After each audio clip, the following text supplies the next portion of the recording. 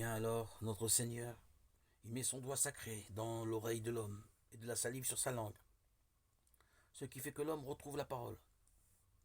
Ah, mes enfants, il y aurait ici des choses merveilleuses à dire, mais nous ne parlerons que des 7 dons du Saint-Esprit qui sont donnés à l'homme par cette touche intérieure et font que l'homme recouvre vraiment lui.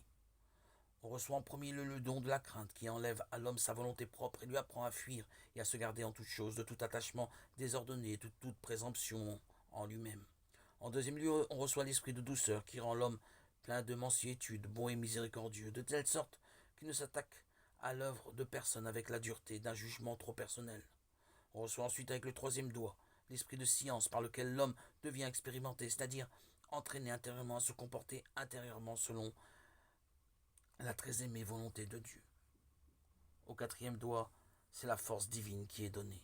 Au cinquième correspond l'esprit de conseil. Viennent enfin de grands et longs doigts, à savoir ceux des dons d'intelligence et de sagesse savourante. Et maintenant, puissent nos oreilles être en vérité bien ouvertes, afin que nous puissions entendre en nous le Verbe éternel.